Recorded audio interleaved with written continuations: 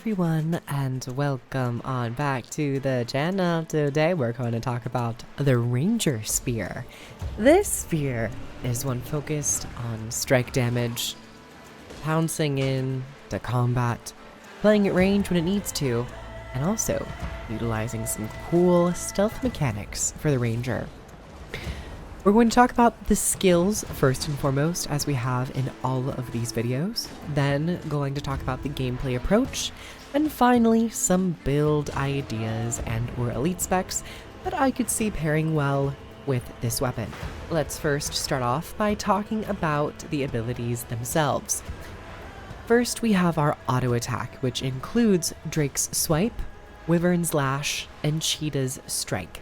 The second tooltip, known as Bee's Sting, is your ranged projectile option for the auto attack if you happen to be hitting a foe that is greater than 170 units away. However, this is a very simple auto attack. It does strike damage, it will apply cripple on the second hit, and then swiftness to yourself upon the final hit of this ability. If we move back, you can see that we start to throw the spear, so you have a little bit more of that flexibility in certain combat scenarios. The second ability is Mongoose's Frenzy. Swipe at enemies in front of you, cleaving them. This deals 2 packets of damage and vulnerability. I'm gonna kill on the first one though. This second ability has a much greater range of 240, so that is definitely something to note. We also begin to see elements of the stealth attack tooltip when you're out of combat. And the stealth attack will be revealed to you when you are in stealth. So for Mongoose's Frenzy, it transforms into Wolf's Onslaught, which does a third follow-up strike with a Wolf's Bite, just dealing additional damage. The third ability is another ranged option. This is Falcon's Stoop. This will throw your spear, dealing damage, dealing even more damage against immobilized or disabled or defiant foes. Oh, let's back up a little bit, and we'll throw it. Boom. It is a nice packet of damage, I must say. It is really convenient to have. And finish them off. There you go. Nice.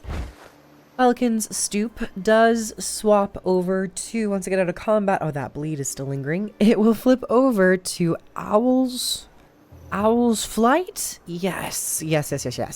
This means the spear is a bit wider, so it will hit more targets. It is unblockable, and it pierces. So it's essentially a guaranteed hit. Though, interestingly enough, this doesn't seem to be doing more damage against immobilized, disabled, or defiant foes. I think Owl's Flight should still deal that increased damage, but its stealth function is that it will just pierce and it's unblockable. So I would like to see that as maybe a potential change for Owl's Flight, but it does do inherently stronger upfront damage. Next, let's talk about the fourth ability, which is your Engage attack. This is Warclaw's Engage.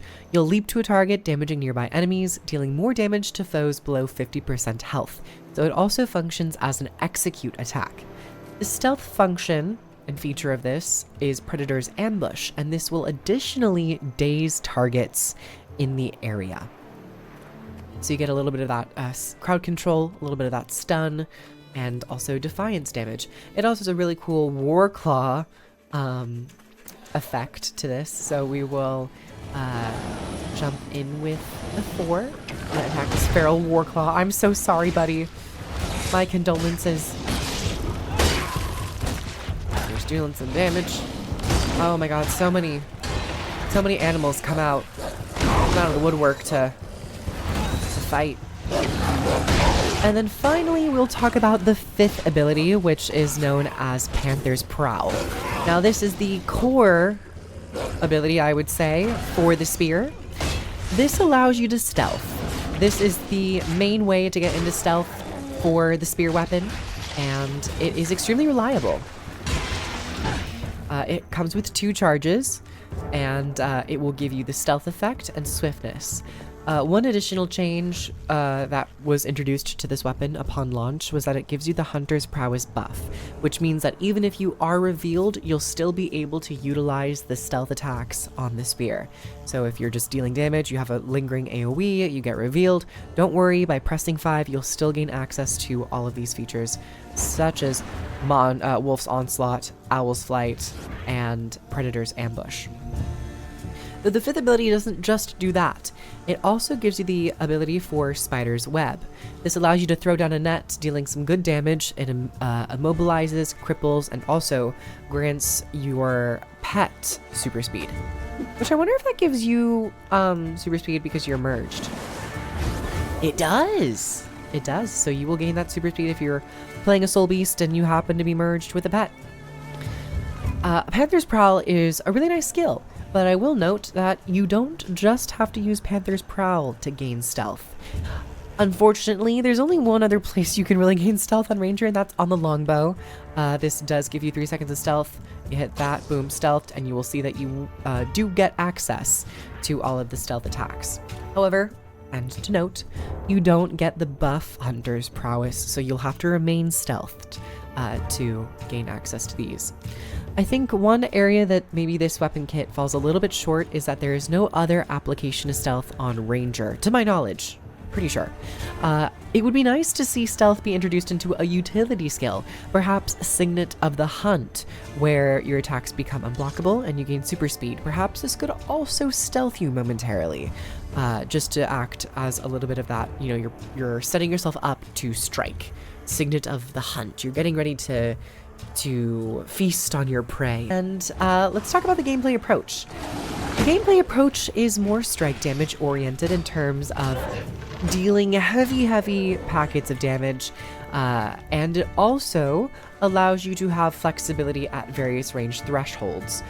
You can begin by using your 3rd attack to cripple and deal damage, and then just continue to follow up with auto attacks. You can then go into your 5, and then use your 5 again to then snare your targets, immobilizing and crippling them. So if you want to play at ranged, you're more than able to. You have a few tools at your disposal. However, playing in melee range and then popping out into ranged range seems to be where this weapon kind of fits and where it really gets the most out of its kit.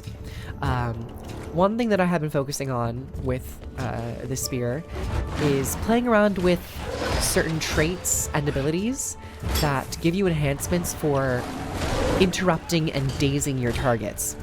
Ranger has ample access to crowd control effects, and on the spear, you definitely get ample access with the daze on the Predator's Pounce, I think is the ability. Predator's Ambush. This is the stealth version of the 4th skill, and that will daze your targets.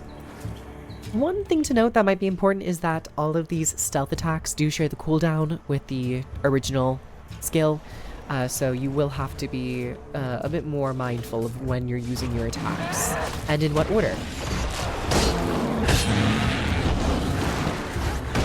And I think maybe that is one con, playing this a little bit more over the past couple days. One con with this ability and with the spear is really the stealth mechanic. While I find it to be really cool and I really do love it, I hope they don't get rid of it. It is also maybe its downside because there is no other application of stealth. I think that could be remedied by giving Panther's Prowl an additional charge, just to have one more access to get into stealth to use those stealth attacks. But what have I been playing around with this time around in Janthir Wilds? Well, I'm glad you asked. I have been messing around with the Soul Beast, as you might be able to tell, as I currently don't have my pet out. It is merged with me, and I found the Soul Beast to be one of the more beautiful pairings with the spear. You can really become a force of nature all by yourself, and because you get so many benefits from being attuned to the type of pet that you have, your power does seem to skyrocket quite notably. That was an 18k crit, oh my gosh. So playing around with the Soul Beast, I found has been really wonderful. And additionally in Janthir Wilds, because it is a little bit more focused on support and keeping your other, allies alive, being able to share out stances, these unique effects, is really cool. Reducing everyone's damage, increasing the duration of boons, allowing them to heal whenever they consume conditions, and then also being able to just deal additional strikes. You can get a lot of value out of the Soul Beast, so I highly recommend it. In all honesty, I don't see someone getting a lot of value out of the Druid, but hey, I am more than happy to be proven wrong, so type down below, type away in the comments if you can. So Druid is a bit more about support, very much a powerhouse healer. I don't know if it would really slot well with the spear, maybe if you want to take it as an offhand, but that just leaves the Untamed really, outside of any core build you want to just use that is not utilizing any of these elite specializations. Untamed could be pretty cool in terms of their ambush attack, which doesn't actually tell you here. Does it? I think it does. Ravager's Abandon. Release a wave of corruption in front of you, damaging enemies and spawning spores under targets struck. It's more strike oriented as well for Untamed, and then you're also able to share out quickness with one of these traits, Let Loose. So you can fill into that quickness sharing build if you really need to, but Soul Beast is just giving you such great ample damage to the point where I think Soul Beast is maybe coming out on top here, in my opinion. And I know some people have asked about certain builds that I'm running with these. These videos are not technically going for that because I'm not super confident in this. However, I do like what I'm playing around with here, which is Beast Mastery, Marksmanship, and Soul Beast. Importantly, I'm getting a lot of benefits out of interrupting my targets by using the new Relic of the Claw, dealing 7% increased damage when I disable a foe. And this does count with Beastly Warden, which is a 2-second taunt. In PvE, I really would love this taunt to be like 4 or 5 seconds. I'm just saying, please, please. I want to be able to maintain aggro for longer.